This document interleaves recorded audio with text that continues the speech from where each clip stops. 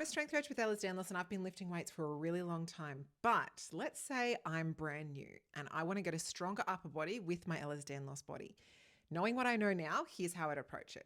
The first thing is to get the warm-ups right. This is something that's taken me years to learn, but I'm giving you the shortcut. Skip the stretching, don't bother with the cardio. We want to do muscle activations for the muscles around your shoulders. And which muscles do we want to activate? Well, we want to think about the stabilizing muscles around the shoulder blade and the stabilizing muscles around the shoulder itself. Now, this warm-up discussion could be a whole video in itself. And in fact, there is a video that I recommend you go and watch. It's on my YouTube, Upper Body Warm-Ups. These are some of the warm-ups that I recommend for hypermobile bodies. Now, one very important thing I'll say here is you only want to do exercises that feel good. If you try out a movement and it causes pain, clicking, clunking, or your shoulder just doesn't feel good afterwards, that's not the right exercise for you. Our bodies are very smart and they give us really nice feedback on what is the right thing or the wrong thing for us to do.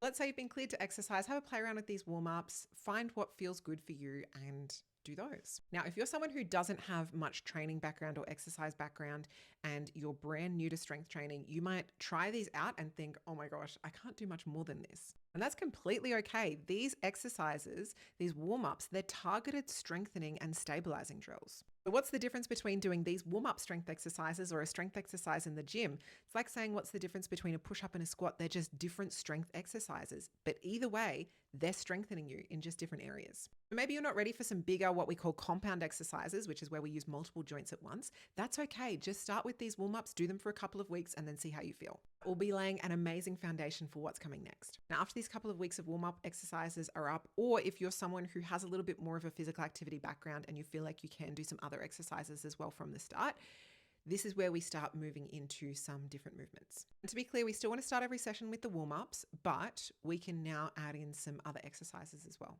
Now, for a second, let's pretend you don't have Ella's Downloss. The way that a lot of strength coaches would approach this for a beginner is probably just put them on a basic upper body, lower body, or full body training split.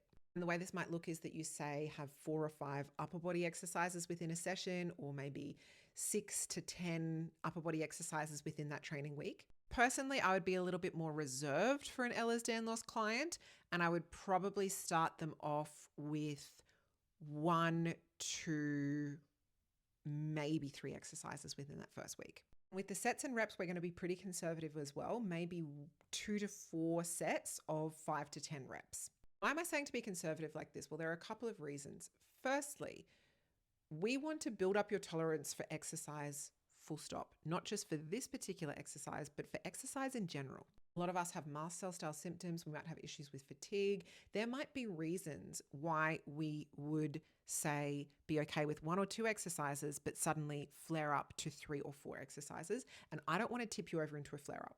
Another reason is we want to make sure you do these exercises really well. We want you to become an expert at these exercises. And with Ella's Downloss, we need to be even more experts at doing these movements than other people, right?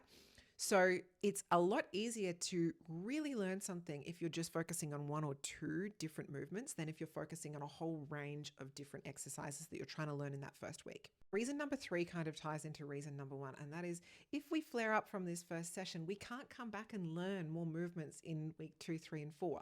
So we want to just really slip in underneath that, that upper limit of our window of tolerance. We've got our window of tolerance, right? Too little and we're not getting stimulated and we'll probably be in pain.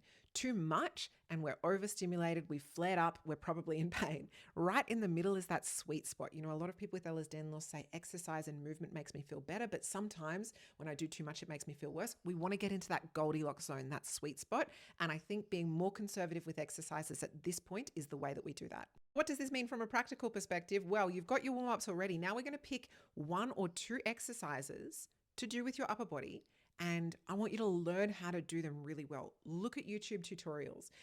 Go learn from high-level strength coaches. There's heaps of resources out there learning how to do that movement properly. In this week where we're introducing these new exercises, you've just got your 1 to 2 exercises and you might do them once a week, maybe twice a week. We don't want to push anything too hard. And maybe you're including some lower body stuff in there. So I'd take the same approach there, 1 to 2 lower body exercises. That's a pretty decent start in your first week of doing this training. In week 2 of doing these exercises, we're going to just not introduce anything else. We're going to just practice doing these same exercises even better than we did last week. Not pushing crazy hard, not pushing until you can't do any more. Focus on really, really good movement and learning these 2, 3, or 4 exercises, whatever it is, whether you're doing upper body only or upper and lower. In the second week, you might increase the weight slightly, but you don't have to. You might even choose to do this again for a third week, not introducing any more exercises, just practicing those movements, learning the movement pattern. If you're doing it just by yourself, film yourself doing those movements so that you can get that feedback, or if you're working with a coach, they can give you that feedback. With LSD loss, exposure is super, super important. What do I mean by this? We expose ourselves to the movement before we start pushing it hard. You need to get your body acclimatized to that movement. And if you're not exercising prior to starting this, we want to get your body acclimatized to exercise and strength training and this routine as well. So these first couple of weeks are super important. You might not feel like you're pushing hard, but they're super important. As a side note, we've got this thing in strength training called noob gains, which is where you basically don't have to do very much at the start in order to get results. So just take advantage of the noob gains while you've got them. Even if you're not pushing hard, you're going to be getting some kind of results from these first couple of weeks. Now, after that, we're going to keep the warm-ups in, we're going to keep these exercises in, but you might add in one exercise every 1 to 2 weeks, a new exercise. With each exercise you add in, make sure it feels good on your body. Make sure it's not causing any pain, clicking, clunking, or worsening of any of your symptoms. With this rate that we're adding the exercises in, one exercise every 1 to 2 weeks, it means you can really study the technique. You can film yourself doing it. If you have a coach that's around to watch you, you can get feedback from them. Because we're just adding in one exercise every 1 or 2 weeks, it's unlikely that this is going to cause a systemic mast cell style flare-up. But if we have any specific flare-ups, for example, if your shoulder starts feeling a bit funky after adding one of the movements in, because we've only changed one variable at a time, it's a lot easier for us to figure out what's caused what. As in, when I added in this shoulder machine, the next day my shoulder didn't feel so good. Okay, we can maybe subtract that shoulder machine and see if your shoulder goes back to feeling better. And that's information that we can have for future training. Now, which exercise do you start with? When you very first started out, you figured out the warm-ups. Now you're ready to get into the other exercises. Which 1 to 2 exercises do you pick from the start? To be honest, I don't think there's a right or wrong answer here.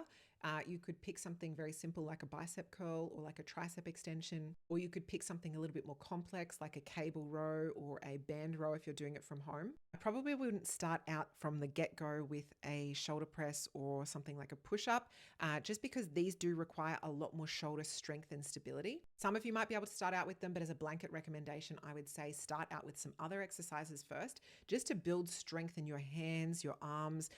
Maybe start with a back exercise like a rowing exercise to build strength around your shoulder without doing those more challenging movements like push-ups or shoulder press, which are not necessarily challenging for everyone, but definitely more challenging for the hypermobile shoulder to do correctly. And some upper body exercises I'd probably steer clear of, especially when you're starting out, and this is for hypermobility specific, is things like upright row or shrugs, anything that's really dominant on the upper trap muscles. Whereas push-ups and shoulder press that I mentioned before, we're not steering clear of them, but we are just going to add them in a couple of weeks in when we've already built some additional strength from the other exercises, the other upper body exercises. Now, after a while, you'll get to the point where you've figured out which warm-ups feel the best for you. You've figured out which exercises work really well for your body. You may have had a chance to experiment with reps and sets to see what works better for you. This is all really important information that we can use. And once we've gathered this information, we can build it into a program. The important thing is we don't need to jump you on a plan from the very start. We're collecting information first. And not only are we collecting information, but we've introduced exercise without flaring you up.